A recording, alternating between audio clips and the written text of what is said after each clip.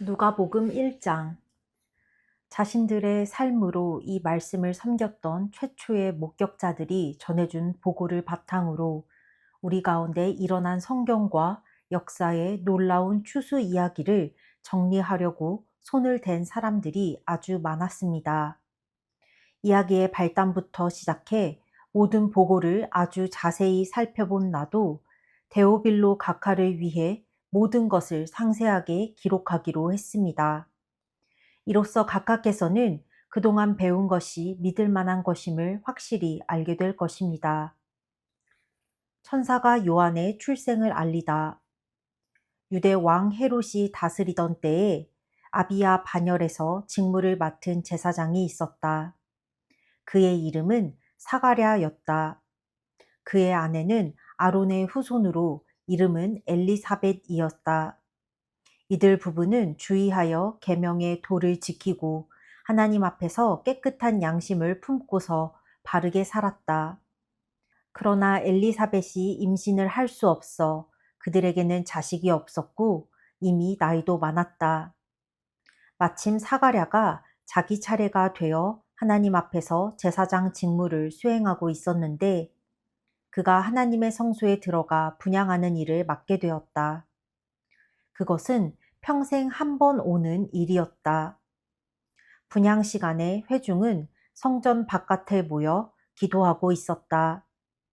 그때 하나님의 천사가 예고도 없이 성소의 분향단 오른쪽에 나타났다. 사가랴는 두려워서 그 자리에 얼어붙었다. 천사가 그를 안심시켰다. 사가랴야, 두려워 마라. 하나님께서 내 기도를 들으셨다. 내 아내 엘리사벳이 아들을 낳을 것이다. 너는 그 이름을 요한이라고 하여라. 너는 기뻐서 사슴처럼 뛸 것이며 너뿐만 아니라 많은 사람들이 그의 출생을 즐거워할 것이다. 그는 하나님께 큰 인물이 될 것이다.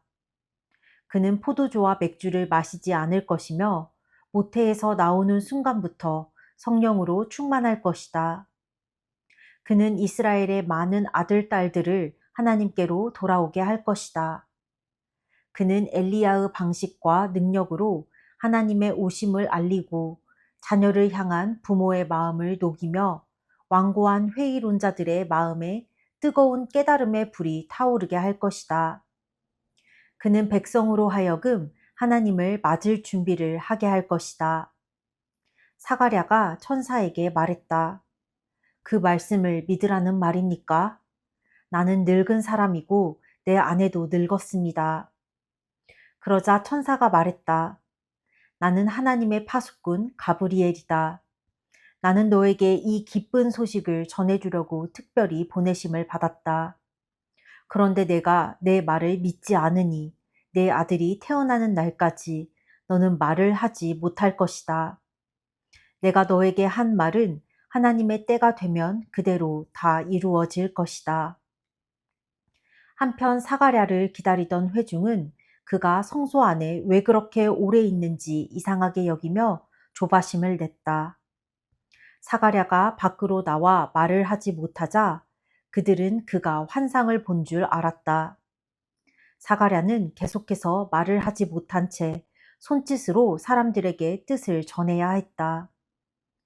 제사장 직무 기간이 끝나자 사가랴는 집으로 돌아갔다. 얼마 후에 그의 아내 엘리사벳이 임신했다. 그녀는 아이를 갖게 된 것을 기뻐하며 5달 동안을 홀로 떨어져 지냈다. 그녀는 하나님께서 나의 딱한 처지를 이렇게 보상해 주시는구나 라고 말했다. 처녀가 임신하여 아들을 낳을 것이다. 엘리사벳이 임신한 지 6달이 되었을 때 하나님께서 천사 가브리엘을 갈릴리 나사렛 동네에 다윗의 자손인 남자와 약혼한 한 처녀에게 보내셨다. 남자의 이름은 요셉이고 처녀의 이름은 마리아였다. 가브리엘이 들어가서 마리아에게 인사했다. 잘 있었느냐? 너는 하나님의 아름다움으로 안과 밖이 다 아름답구나. 하나님께서 너와 함께 하신다. 마리아는 크게 동요하며 그 인사에 감춰진 뜻이 무엇인지 궁금히 여겼다. 천사가 그녀를 안심시켰다. 마리아야, 조금도 두려워할 것 없다. 하나님께서 너에게 주시는 놀라운 선물이 있다. 내가 임신하여 아들을 낳을 것이니 그 이름을 예수라고 하여라. 그는 크게 되어 지극히 높으신 분의 아들이라 불릴 것이다. 주 하나님께서 그에게 그의 조상 다윗의 왕위를 주실 것이다. 그는 영원히 야곱의 집을 다스리고 그의 나라는 영원 무궁할 것이다. 마리아가 천사에게 말했다. 하지만 어떻게 그럴 수 있습니까? 나는 남자와 잠자리를 같이 한 적이 없습니다. 천사가 대답했다. 성령께서 내게 임하셔서 지극히 높으신 분의 능력이 내 위에 머물 것이다. 그러므로 내가 낳을 아기는 거룩하신 분, 하나님의 아들이라 불릴 것이다. 너는 내 사촌 엘리사벳이 늙은 나이에 아이를 가진 것을 알고 있느냐? 모두가 아이를 가질 수 없다고 하던 그녀가 임신한 지 6달이 되었다. 보아라, 하나님께는 불가능한 일이 없다. 마리아가 말했다. 이제야 모두 알겠습니다. 나는 섬길 준비가 된 주님의 여종입니다. 당신의 말씀대로 내게 이루어지기를 원합니다. 천사가 그녀를 떠나갔다. 여자 가운데 참으로 복된 자. 마리아는 잠시도 지체하지 않았다. 그녀는 일어나 유대 산지의 한 동네로 가서 곧장 사가랴의 집을 찾아가 엘리사벳에게 문안했다. 엘리사벳이 마리아의 인사를 받을 때에 그녀의 뱃속에서 아기가 뛰놀았다. 엘리사벳은 성령이 충만하여 뜨겁게 노래했다. 그대는 여자 가운데 참으로 복되고 그 뱃속의 아기도 복되다. 내 주님의 어머니가 나를 찾아오다니 이 큰 복이 어찌된 일인가. 그대의 문안하는 소리가 내 귀에 들리는 순간 내 뱃속의 아기가 마냥 기뻐서 어린 양처럼 뛰어놀았다. 하나님께서 하신 말씀을 믿고 그 말씀대로 다 이루어질 것을 믿은 여자는 복되다. 마리아가 말했다. 하나님이 들려주신 복된 소식으로 내 마음 터질 듯하니 내 구주 되신 하나님의 노래로 기뻐 춤추리라. 하나님이 나를 주목하심으로 무슨 일이 일어났는지 보라. 나는 이 땅에서 가장 복된 여자다. 하나님이 내게 행하신 일 영원토록 잊지 않으리. 다른 모든 것과 구별되시는 하나님, 그 이름 거룩하시다. 그 앞에 두려워 떠는 이들에게 그의 잡이 물밀듯 밀려오네. 그가 팔을 뻗어 능력을 보이셨고 거만스레 허세 부리는 자들을 흩으셨다. 오만한 폭군들을 내리치시고 고통당한 이들을 진창에서 건져내셨다. 가난하고 굶주린 사내들이 잔치상에 앉으니 야멸친 부자들이 냉대를 당했다. 기억하셔서 풍성한 잡이 드높이 쌓으시며 택하신 자녀 이스라엘을 품으셨다. 아브라함으로 시작해 지금까지 약속하신 대로 그의 자비가 정확히 이루어졌다. 마리아는 3달 동안 엘리사벳과 함께 있다가 자기 집으로 돌아갔다. 요한의 출생. 출산일이 되어 엘리사벳이 아들을 낳았다. 이웃과 친척들은 하나님께서 그녀에게 베푸신 큰 자비를 보고 함께 즐거워했다. 8일째 되는 날 그들이 아기에게 할례를 행하러 와서 그 아버지의 이름을 따서 아기의 이름을 사가랴로 지으려고 했다. 그러나 엘리사벳이 끼어들었다. 아닙니다. 이 아이의 이름은 요한이라고 해야 합니다. 그들이 말했다. 하지만 당신네 집안에는 그런 이름을 가진 사람이 아무도 없지 않습니까? 그들은 사가랴에게 손짓하여 아이에게 어떤 이름을 지어주려고 하는지 물었다. 사가랴가 서판을 달라고 하더니 이렇게 썼다. 아이의 이름은 요한이라고 해야 합니다. 사람들이 모두 깜짝 놀랐다. 놀랄 일은 그것만이 아니었다. 어느새 사가랴의 입이 열리고 혀가 풀어지더니 말을 하면서 하나님을 찬양하는 것이었다. 깊은 경외심이 이웃을 덮었고 유대 온 산지 사람들이 온통 그 이야기뿐이었다.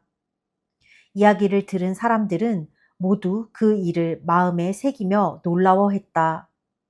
이 아이가 장차 어떤 사람이 될까? 하나님께서 이 일에 함께 하신 것이 분명하다. 사가랴가 성령이 충만하여 이렇게 예언했다. 이스라엘의 주 하나님을 찬양하여라. 그가 오셔서 그 백성을 자유케 하셨다. 그가 구원의 능력을 우리 삶의 중심에 그의 종 다윗의 집에 두셨으니 그의 거룩한 예언자들을 통해 오래전 약속하신 말씀 그대로 우리를 원수들과 우리를 미워하는 모든 손에서 건지셨다. 우리 조상에게 자비를 베푸셔서 말씀하신 것을 기억하고 행하셨으니 곧 우리 조상 아브라함에게 맹세하신 대로 적진에서 우리를 구하셨다. 우리로 하여금 세상 걱정 없이 그분을 예배하며 사는 날 동안 그분 앞에 거룩하게 하셨다. 지극히 높으신 분의 예언자인 내 아기여, 너는 주님 앞서가서 그의 길을 예비하고 그의 백성에게 구원과 죄 용서의 소식을 전해줄 것이다. 하나님의 자비로우신 마음, 하나님의 해돋음 우리에게 임하셔서 어둠 속 죽음의 그늘에 앉아있는 이들을 비추고 우리의 길을 한 걸음씩 밝혀 평화의 길로 인도할 것이다. 아이는 자라며 심령이 굳세어졌다. 그는 예언자로 이스라엘에 등장하기까지 광야에서 살았다. 누가복음 2장 예수의 탄생. 그 무렵 아우구스투스 황제가 명령을 내려 제국 전역에 인구조사를 실시하도록 했다. 이것은 구레뇨가 시리아 총독일 때 실시한 첫 인구조사였다. 모든 사람이 자기 조상의 고향으로 가서 조사를 받아야 했다. 요셉도 인구조사를 받으러 갈릴리 나사렛 마을에서 다윗의 동네인 유대 베들레헴으로 올라갔다. 그는 다윗의 자손이었으므로 그곳으로 가야 했다. 요셉은 약혼녀 마리아와 함께 갔는데 그녀는 임신 중이었다. 그들이 거기 머무는 동안 출산할 때가 되었다. 마리아는 첫 아들을 낳았다. 여관에 방이 없어서 그녀는 아기를 포대기에 싸서 구유에 뉘었다. 목자들이 예수 탄생의 소식을 듣다. 근처 들에서 목자들이 밤을 새며 양떼를 지키고 있었다. 그때 갑자기 하나님의 천사가 그들 가운데 서고 하나님의 영광이 그들 주위를 두루 비추었다. 목자들은 두려워 떨었다. 천사가 말했다. 두려워 마라. 내가 여기 온 것은 온 세상 모든 사람을 위한 놀랍고 기쁜 사건을 알려주기 위해서다. 방금 다윗의 동네에 구주가 나셨으니 그는 메시아요 주님이시다. 너희는 가서 포대기에 쌓여 구유에 뉘어 있는 아기를 찾아라. 어느새 어마어마한 천사 합창대가 나타나서 그 천사와 더불어 하나님을 찬양했다. 높은 하늘에서는 하나님께 영광, 땅에서는 그분을 기쁘시게 하는 모든 사람에게 평화. 천사 합창대가 하늘로 물러가자 목자들이 서로 의논했다. 어서 베들레헴으로 가서 하나님이 우리에게 계시해 주신 것을 우리 눈으로 직접 보자. 그들은 그곳을 떠나 한달음에 달려가서 마리아와 요셉과 구유에 누워있는 아기를 찾아냈다. 목자들은 두 눈으로 직접 보고 믿었다. 그들은 만나는 모든 사람에게 천사들이 그 아기에 대해 해준 말을 전했다. 목자들의 이야기를 들은 사람들은 모두 깊은 감동을 받았다. 마리아는 이 모든 것을 마음 깊이 간직해 두었다. 목자들은 보고 들은 모든 것으로 인해 하나님께 영광과 찬송을 돌려드리며 벅찬 가슴으로 돌아갔다. 정확히 자기들이 들은 그대로 되었던 것이다. 아기 예수의 정결 예식. 여드레째에 할례를 행할 날이 되어 아기의 이름을 예수라고 지었다. 이는 아기가 잉태되기 전에 천사가 전해준 이름이었다. 모세의 규정에 따라 정결 예식을 치를 날이 되자 마리아와 요셉은 아기를 데리고 예루살렘으로 올라갔다. 어머니의 태에서 처음 난 남자는 누구나 하나님께 거룩한 제물이 되어야 한다. 고 규정한 하나님의 율법에 따라 아기를 하나님께 바치려는 것이었다. 또한 하나님의 율법에 정한 대로 비둘기 한 쌍이나 집비둘기 새끼 2마리를 희생제물로 드리려는 것이었다. 당시 예루살렘에 시므온이라는 사람이 있었는데 그는 이스라엘이 구원받기를 바라고 기도하며 살아온 선한 사람이었다. 성령께서 그 사람 위에 머물러 계셨다. 일찍이 성령께서 그가 죽기 전에 하나님의 메시아를 볼 것이라고 그에게 일러주었다. 시므온은 성령께 이끌려 성전으로 들어갔다. 마침 아기 예수의 부모가 율법에 규정한 예식을 행하려고 아기를 데려왔다. 시므온은 아기를 품에 안고 하나님을 찬양했다. 하나님, 이제 이 종을 놓아주시되 약속하신 대로 저를 평안히 놓아주셨습니다.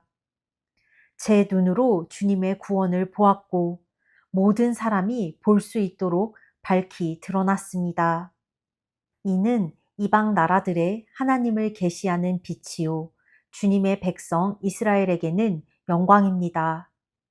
예수의 부모는 이 말에 놀라서 아무 말도 하지 못했다. 시므온이 그들을 축복하면서 어머니 마리아에게 말했다. 이 아기는 이스라엘 가운데 많은 사람들의 실패와 회복의 표이자 오해와 반대를 받을 인물, 당신의 마음을 칼로 찌를 고통입니다. 그러나 그 거부는 오히려 그들의 가면을 벗겨내어 마침내 하나님께서 그들의 실체를 드러내실 것입니다. 아셀 지파 바누엘의 딸인 예언자 안나도 거기에 있었다. 안나는 나이가 아주 많았다. 그녀는 결혼하고 7년 만에 혼자 된 이후로 84살이 되도록 과부로 살았다. 안나는 성전 경내를 떠나지 않고 금식하고 기도하며 밤낮으로 하나님께 예배를 드렸다. 시므온이 기도하고 있는 바로 그때에 안나가 나타나 하나님께 찬송을 드리면서 예루살렘의 해방을 간절히 기다리는 모든 사람에게 이 아기에 대해 이야기해 주었다. 마리아와 요셉은 하나님의 율법에 규정된 일을 다 마치고 갈릴리에 있는 자기 동네 나사렛으로 돌아왔다. 거기서 아이는 튼튼하고 지혜롭게 자랐다. 하나님의 은혜가 그 아이 위에 머물러 있었다. 성전에서 아이 예수를 찾다. 해마다 6월절이 되면 예수의 부모는 예루살렘으로 순례길을 떠났다. 예수가 12살 되던 해에 그들은 늘 하던 대로 6월절을 지키러 올라갔다. 절기가 끝나 집으로 돌아갈 때에 아이 예수는 예루살렘에 남아 있었지만 부모는 그 사실을 몰랐다. 그들은 순례자의 무리 어딘가에 아이가 있겠거니 생각하고 꼬박 하룻길을 가서야 친척과 이웃 가운데서 아이 예수를 찾기 시작했다. 하지만 아이가 보이지 않자 그들은 아이를 찾으려고 예루살렘으로 되돌아갔다. 이튿날 예수의 부모는 성전에서 아이를 찾았다. 아이는 선생들 틈에 앉아서 그들이 하는 말을 듣기도 하고 질문하기도 했다. 선생들은 아이의 예리한 답변에 감탄하며 다들 아이에게 사로잡혀 있었다. 그러나 부모는 감탄하지 않았다. 그들은 화가 나서 마음이 상해 있었다. 어머니가 말했다. 얘야, 왜 이렇게 했느냐? 내 아버지와 내가 너를 찾느라 정신이 없었다. 아이가 말했다. 왜 저를 찾으셨습니까? 제가 여기 있으면서 제 아버지의 일을 해야 할 줄을 모르셨습니까? 그러나 부모는 아이가 무슨 말을 하는지 깨닫지 못했다. 아이는 부모와 함께 나사렛으로 돌아와 부모에게 순종하며 살았다. 아이의 어머니는 이 일을 마음 깊이 간직해 두었다. 예수는 하나님과 사람들의 축복을 받으며 몸과 마음이 자라며 장성해 갔다. 누가복음 3장. 삶을 고치는 세례. 디베료 황제가 다스린 지 15년째 되는 해, 곧 본디오 빌라도가 유대 총독으로 있고 헤롯이 갈릴리를 다스리고 그 동생 빌립이 이두레와 드라고닛을 다스리고 루사니아가 아빌레네를 다스리고 안나스와 가야바가 대제사장으로 있을 때에 사가랴의 아들 요한이 광야에 있다가 하나님의 메시지를 받았다. 그는 요단강 주변 지역을 두루 다니며 삶을 고쳐 죄 용서를 받는 세례를 선포했다. 그것은 예언자 이사야의 글에 기록된 대로였다. 광야에서 외치는 소리여, 하나님 오심을 준비하여라. 길을 평탄하고 곧게 하여라. 패인 곳이 메워지고 곧은 곳이 평평해지며 우회로는 곧은 길이 되고 흙길은 포장될 것이다. 모든 사람이 거기서 하나님의 구원 행렬을 볼 것이다. 세례가 인기 있는 일이 되다 보니 사람들이 무리지어 세례를 받으러 나왔다. 요한은 그들에게 버럭 소리를 질렀다. 뱀의 자식들아, 이 강가에 슬그머니 내려와서 무엇을 하는 거냐? 너희의 뱀 가죽에 물을 좀 묻힌다고 하나님의 심판을 비켜갈 것 같으냐? 바꿔야 할 것은 너희 겉가죽이 아니라 너희 삶이다. 아브라함을 조상으로 내세우면 다 통할 것이라고 생각하지 마라. 아브라함의 자손인 것과는 아무 상관도 없는 일이다. 흔해 빠진 것이 아브라함의 자손이다. 하나님께서 원하시면 돌들로도 아브라함의 자손을 만드실 수 있다. 중요한 것은 너희 삶이다. 너희 삶은 푸르게 꽃피고 있느냐? 말라 죽은 가지라면 땔감이 되고 말 것이다. 무리가 요한에게 물었다. 그러면 우리가 어떻게 해야 합니까? 요한이 말했다. 옷이 두 벌 있거든 한 벌은 나누어 주어라. 음식도 똑같이 그렇게 하여라. 세금 징수원들도 세례를 받으러 와서 말했다. 선생님, 우리는 어떻게 해야 합니까? 요한이 그들에게 말했다. 더 이상 착취하지 마라. 법에 정한 만큼만 세금을 거둬라. 군인들도 그에게 물었다. 우리는 어떻게 해야 합니까? 요한이 그들에게 말했다. 억지로 빼앗거나 협박하지 마라. 너희가 받는 봉급으로 만족하여라. 어느새 사람들의 관심이 고조되고 있었다. 그들은 모두 이 요한이 혹시 메시아가 아닐까 하고 궁금해하기 시작했다. 그러자 요한이 끼어들었다. 나는 이 강에서 세례를 주고 있다. 이 드라마의 주인공은 너희 안에 천국의 삶과 불과 성령을 발화시켜 너희를 완전히 바꾸어 놓으실 것이다. 그분께 비하면 나는 잔 심부름꾼에 지나지 않는다. 그분은 집을 깨끗이 하실 것이다. 너희 삶을 대대적으로 정리하실 것이다. 그분은 참된 것은 모두 하나님 앞 제자리에 두시고 거짓된 것은 모두 끄집어내어 쓰레기와 함께 태워버리실 것이다. 그 밖에도 많은 말을 들려주었는데 사람들에게 힘이 되는 말, 용기를 북돋아 주는 말이었다. 메시지였다. 그러나 자기 동생 빌립의 아내 헤로디아의 일로 요한에게 책망을 받고 마음이 찔렸던 통치자 헤롯은 자신의 수많은 악한 행동에 한 가지 악행을 더했다. 요한을 감옥에 가둔 것이다. 사람들이 모두 세례를 받은 뒤에 예수께서 세례를 받으셨다. 예수께서 기도하실 때에 하늘이 열리고 성령이 비둘기같이 그분 위에 내려오셨다. 성령과 더불어 한 음성이 들려왔다. 너는 내가 사랑으로 선택하고 구별한 내 아들, 내 삶의 전부다. 아담의 아들, 하나님의 아들. 예수께서 공생애를 시작하실 때 나이가 30살쯤 되셨다.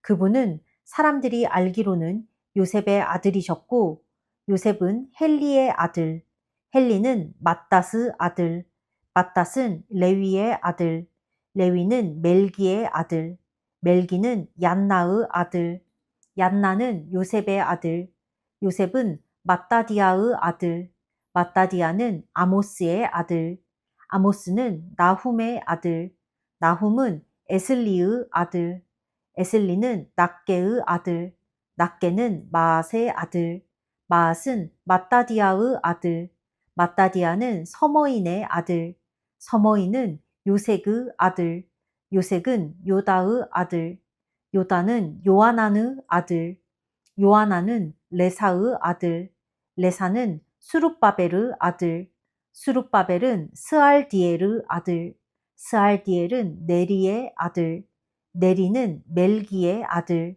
멜기는 앗디의 아들, 앗디는 고삼의 아들, 고삼은 엘마담의 아들, 엘마담은 에르의 아들, 에르는 예수의 아들, 예수는 엘리에서의 아들, 엘리에서는 요림의 아들, 요림은 맏닷의 아들, 맏닷은 레위의 아들, 레위는 시므온의 아들, 시므온은 유다의 아들, 유다는 요셉의 아들, 요셉은 요남의 아들, 요남은 엘리아김의 아들, 엘리아김은 멜레아의 아들, 멜레아는 맨나의 아들, 맨나는 맏다다의 아들, 맏다다는 나단의 아들, 나단은 다윗의 아들, 다윗은 이새의 아들, 이새는 오벳의 아들, 오벳은 보아스의 아들, 보아스는 살몬의 아들, 살몬은 나손의 아들, 나손은 아미나답의 아들, 아미나답은 아드민의 아들, 아드민은 아니의 아들, 아니는 헤스론의 아들, 헤스론은 베레스의 아들, 베레스는 유다의 아들, 유다는 야곱의 아들, 야곱은 이삭의 아들, 이삭은 아브라함의 아들, 아브라함은 데라의 아들, 데라는 나홀의 아들, 나홀은 수룩의 아들, 수룩은 르우의 아들, 르우는 벨렉의 아들, 벨렉은 헤버의 아들, 헤버는 살라의 아들, 살라는 가이난의 아들, 가이난은 아박삿의 아들, 아박삿은 셈의 아들, 셈은 노아의 아들, 노아는 레멕의 아들, 레멕은 무두셀라의 아들, 무두셀라는 에녹의 아들, 에녹은 야렛의 아들, 야렛은 마할랄렐의 아들, 마할랄렐은 가이난의 아들, 가이난은 에노스의 아들, 에노스는 셋의 아들, 셋은 아담의 아들, 아담은 하나님의 아들이었다. 누가복음 4장. 마귀에게 시험 받으시다.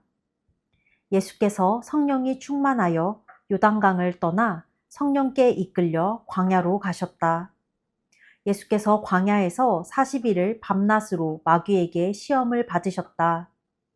그동안 예수께서 아무것도 드시지 않았고 그 기간이 다 되니 예수께서 배가 고프셨다. 마귀는 그분의 배고픔을 이용해 첫 번째 시험을 내놓았다. 너는 하나님의 아들이니 이 돌한테 명하여 빵덩이가 되게 해보아라. 예수께서 신명기를 인용해 답하셨다. 사람이 빵만으로 사는 것이 아니다.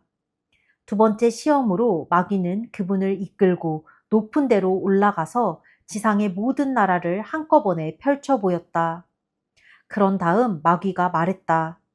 너를 즐겁게 해줄 이 모든 영광이 다 내 것이다. 이 모든 것이 내 손에 있으니 누구든지 내가 원하는 자에게 넘겨줄 수 있다. 내게 경배하기만 하면 다 내 것이다. 예수께서 다시 한번 신명기 말씀으로 쐐기를 박으셨다. 주 너의 하나님 오직 그분만을 경배하여라. 일편단심으로 그분을 섬겨라. 세 번째 시험으로 마귀는 그분을 예루살렘으로 데려가서 성전 꼭대기에 세워놓고 말했다. 내가 하나님의 아들이면 뛰어내려 보아라. 그분께서 천사들을 시켜 너를 보호하고 지키게 하셨다. 천사들이 너를 받아서 발가락 하나 돌에 채이지 않게 할 것이다. 라고 성경에 기록되지 않았느냐? 예수께서 대답하셨다. 그렇다. 하지만 주 너의 하나님을 시험하지 말라. 고도 기록되어 있다. 그것으로 시험이 끝났다. 마귀는 잠시 물러갔고 숨어서 다음 기회를 노렸다. 눌린 사람들을 자유케 하시다. 예수께서 성령의 능력을 입고 갈릴리로 돌아오셨다. 예수께서 오셨다는 소식이 그 지방에 두루 퍼졌다. 예수께서 회당에서 가르치시자 모든 사람이 환호하고 즐거워했다. 예수께서 자기가 자란 동네인 나사렛에 가셨다. 안식일에 그분은 늘 하시던 대로 회당으로 가셨다. 예수께서 성경을 낭독하려고 서시자 누군가가 그분께 예언자 이사야의 두루마리를 건넸다. 예수께서 두루마리를 펴서 다음과 같이 기록된 곳을 찾으셨다.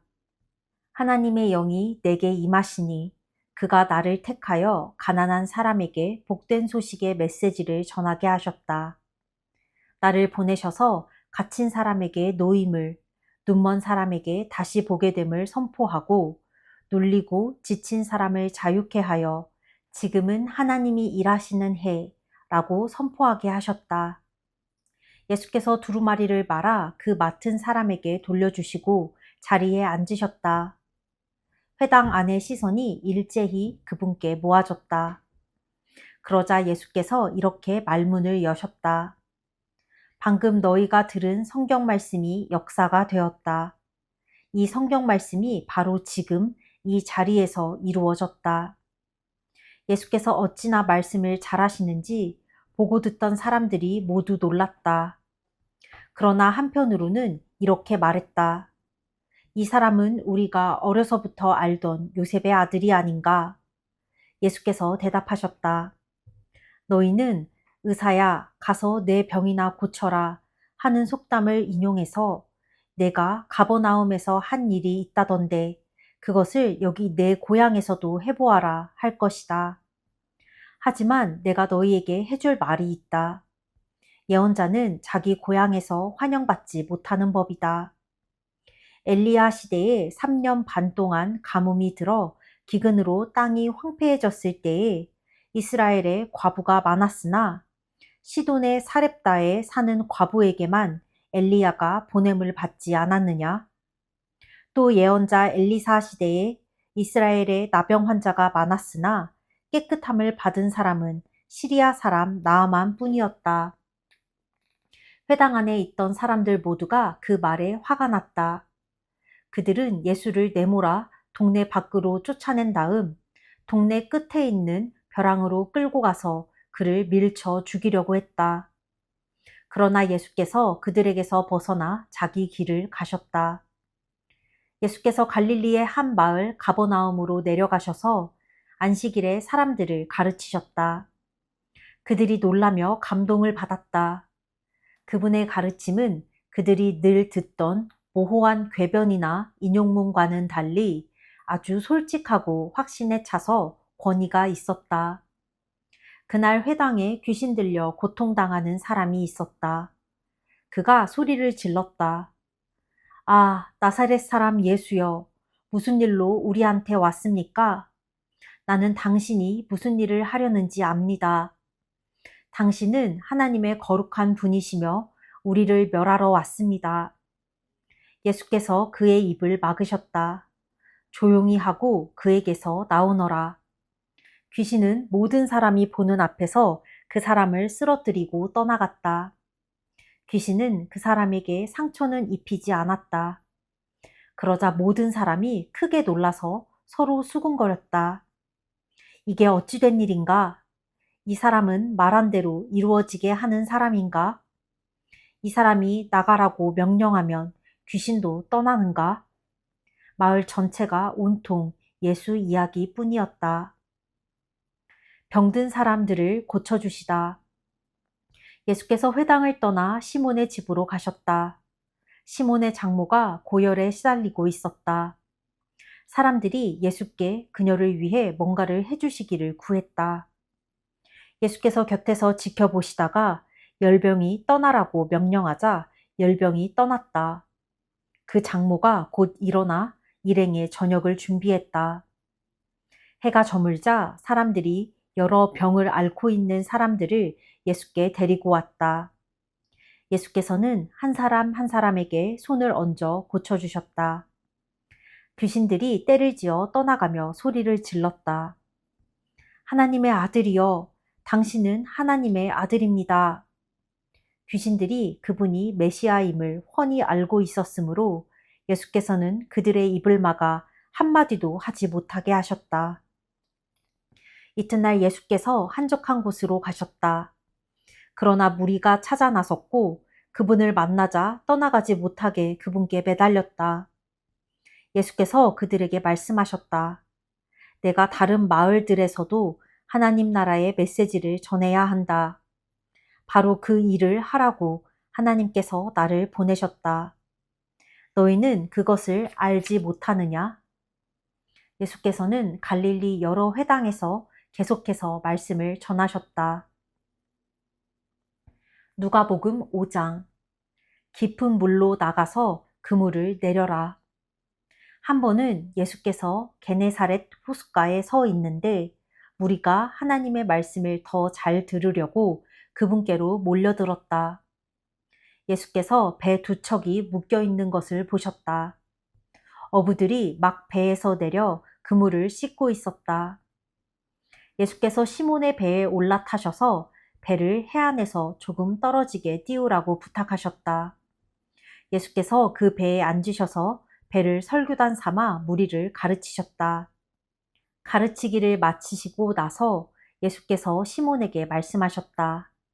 깊은 물로 나가서 그물을 내려 고기를 잡아라. 시몬이 말했다. 주님, 우리가 밤새도록 열심히 고기를 잡았지만 피라미 한 마리 잡지 못했습니다. 하지만 주님께서 그렇게 말씀하시니 그물을 내리겠습니다. 말을 마치자마자 그물에 더 이상 담을 수 없을 정도로 많은 고기가 가득 잡혔다. 그들은 다른 배에 있는 동료들에게 와서 도와달라고 손짓했다. 두 배에 고기가 가득 차서 배가 가라앉을 지경이었다. 이것을 본 시몬 베드로가 예수 앞에 무릎을 꿇었다. 주님, 떠나주십시오. 저는 죄인이어서 이 거룩함을 감당할 수 없습니다. 저를 내버려 두십시오. 잡은 고기를 끌어올리자 시몬과 그 곁에 있던 사람들이 모두 두려움에 사로잡혔다. 시몬의 동료인 세베대의 두 아들 야고보와 요한도 마찬가지였다. 예수께서 시몬에게 말씀하셨다. 두려워할 것 없다. 이제부터 너는 사람을 낚게 될 것이다. 그들은 배를 해안으로 끌어올린 뒤에 그물과 모든 것을 배와 함께 버려두고 그분을 따라갔다. 변화된 삶으로 초청하시다. 어느 마을에 온몸에 나병이 걸린 사람이 있었다. 그가 예수를 보고 그분 앞에 엎드려 간청했다. 원하시면 저를 깨끗하게 하실 수 있습니다. 예수께서 손을 내밀어 그에게 대시며 말씀하셨다. 내가 원한다. 깨끗하게 되어라. 그러자 즉시 그의 살갗이 보드라워지고 나병이 깨끗이 사라졌다. 예수께서 그에게 말씀하셨다. 온 동네에 말하고 다니지 마라. 모세가 명한 대로 예물을 가지고 제사장에게 가서 내 나은 몸을 조용히 보여라. 내 말이 아니라 깨끗해져서 순종하는 내 삶이 내가 한 일을 증거할 것이다. 그러나 그 사람은 그 일을 자기 혼자에게만 담아둘 수 없었다. 소문이 곧 퍼져나갔다. 어느새 큰 무리가 말씀도 듣고 병도 고치려고 모여들었다. 예수께서는 할 수 있는 한 자주 외딴 곳으로 물러나 기도하셨다. 하루는 예수께서 가르치시는데 바리새인과 종교 교사들이 둘러앉아 있었다. 그들은 갈릴리와 유대의 모든 마을과 멀리 예루살렘에서 온 사람들이었다. 하나님의 치유 능력이 예수께 임했다. 사람들이 중풍병자 한 사람을 들것에 실어서 데려왔다. 그들은 집 안으로 들어가 예수 앞에 그를 데려다 놓을 방법을 찾고 있었다. 무리 때문에 길을 찾을 수 없자 그들은 지붕으로 올라가 기왓장을 뜯어내고 무리 가운데 계신 예수 바로 앞에 그 사람을 달아내렸다. 그들의 담대한 믿음에 감동하신 예수께서 말씀하셨다. 친구여, 내가 내 죄를 용서한다. 그러자 종교학자와 바리새인들이 웅성대기 시작했다. 저 사람은 자기를 누구라고 생각하는 것인가? 저것은 신성모독이다. 오직 하나님만이 죄를 용서하실 수 있다. 예수께서 그들의 생각을 정확히 아시고 말씀하셨다. 왜 이리 수근수근 말이 많으냐? 내가 내 죄를 용서한다 고 말하는 것과 일어나 걸어가라 고 말하는 것 중에 어느 쪽이 더 쉽겠느냐? 내가 인자인 것과 내가 어느 쪽이든 행할 권한이 있다는 것을 분명히 보여주겠다. 예수께서 중풍병자에게 직접 말씀하셨다. 일어나거라. 내 자리를 들고 집으로 가거라. 그 사람은 한순간도 지체하지 않고 그대로 했다. 일어나 담요를 들고서 하나님께 영광을 돌리며 집으로 갔다. 사람들은 도무지 믿기지 않아 자신들의 눈을 비볐다. 그러고 나서 그들도 하나님께 영광을 돌렸다. 그들이 두려움에 차서 말했다. 우리 평생에 이런 일은 처음 본다. 이 일 후에 예수께서 밖으로 나가서 레위라는 사람이 자기 일터에서 세금을 걷고 있는 것을 보셨다. 예수께서 말씀하셨다. 나와 함께 가자. 그는 예수를 따라갔다. 모든 것을 버려두고 그분과 동행한 것이다. 레위는 예수를 위해 자기 집에서 성대한 저녁 식사를 베풀었다. 세금 징수원들과 그 밖에도 평판이 좋지 않은 인물들이 저녁 식사 손님으로 와 있었다. 바리새인과 종교학자들이 속이 잔뜩 뒤틀려서 그분의 제자들에게 다가왔다. 당신네 선생이 사기꾼과 죄인들과 함께 먹고 마시다니 이게 대체 어찌 된 일이오? 예수께서 그 말을 들으시고 분명하게 말씀하셨다. 의사가 필요한 사람이 누구냐? 건강한 사람이냐? 병든 사람이냐? 내가 여기 있는 것은 영향력 있는 사람이 아니라 소외된 사람을 초청하려는 것이다. 변화된 삶, 곧 안과 밖이 모두 변화된 삶으로 그들을 초청하려는 것이다. 그들이 예수께 물었다. 요한의 제자들은 금식하고 기도하는 것으로 잘 알려져 있습니다. 바리새인들도 그렇습니다. 그런데 당신은 잔치에서 보내는 시간이 대부분인 것 같은데 어찌 된 일입니까? 예수께서 말씀하셨다. 즐거운 결혼식 중에는 빵과 포도주를 아끼지 않고 실컷 먹는다. 나중에 허리띠를 졸라맬 일이 있을지 모르지만 지금은 아니다. 신랑 신부와 함께 있는 동안에는 즐겁게 보내는 법이다. 금식은 신랑이 가고 없을 때 시작해도 된다. 정겨운 축하의 모닥불에 찬물을 끼얹는 사람은 없다. 하나님 나라가 임한다는 것은 바로 이런 것이다. 멀쩡한 스카프를 잘라서 낡은 작업복에 대고 깁는 사람은 없다. 서로 어울리는 천을 찾게 마련이다. 낡고 금이 간 병에는 포도주를 담지 않는 법이다. 새로 담근 포도주는 단단하고 깨끗한 병에 담는다. 그리고 잘 묵은 고급 포도주를 맛본 사람은 덜 묵은 포도주를 찾지 않는다. 아멘. 오늘 누가복음에서도 마태복음과 마가복음에 나왔던 말씀이 좀 많이 나오는데 오늘 나오지 않았던 말이 이게 말씀이 등장하는데 그것은 예수님의 계보를 이제 거꾸로 올라가는 것이다. 마태복음 1장에 보면 그 아브라함 자손부터 누가 누굴 낳고 누가 누굴 낳고 누구의 자손이 누구며 해서 예수님까지 14대 14대 14대 이렇게 소개를 하는 부분이 있는데 여기는 예수님의 이제 인간 아버지 요셉부터 시작해서 요셉은 누구의 아들이었고 이 사람은 누구의 아들 누구의 아들 누구의 아들 쭉 올라가서 아담까지 간다.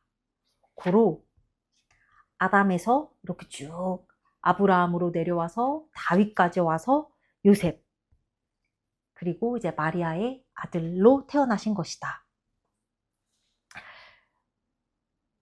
어떻게 보면 아담은 인류의 시초인데 예수님이 인류의 시초와 이렇게 연결이 된 계보가 있다는 것이다. 하나님의 아들인 아담에서부터 그 아들 해서 예수님까지 내려오는 계보가 있다는 것. 그거 정말 놀라운 일 같다. 나만 해도 나의 조상은 고려 때의 한 장군인데 그 저는 몰라. 솔직히 고려도 되게 오래된 성씨고 그때부터 쭉 이어져 온 가족의 족보를 갖고 있지만 예수님의 족보는 뭔가 약간 엄청 무슨 왕가 로얄 패밀리 수준을 넘어서는 거지. 하나님으로부터 온 계보가 예수님의 기록에 있다는 게 좀 대단하다고 느껴졌다. 이것을 읽으면서 그 당시에 그 옛날에는 이런 기록이 있었을 리 만무하잖아. 누가 다 일일이 기록을 해놨어. 근데 이게 분명히 성령의 감동으로 기록한 게 다 모아져서 정리가 되어서 한치의 오차도 없이 예수님의 족보로 기록이 된 거란 말이지. 이렇게 하나님의 감동으로 쓰여진 성경이 놀랍다. 이 족보가 너무 놀랍다. 오늘 내가 느낀 점은 이것이다. 오늘은 여기까지. 끝.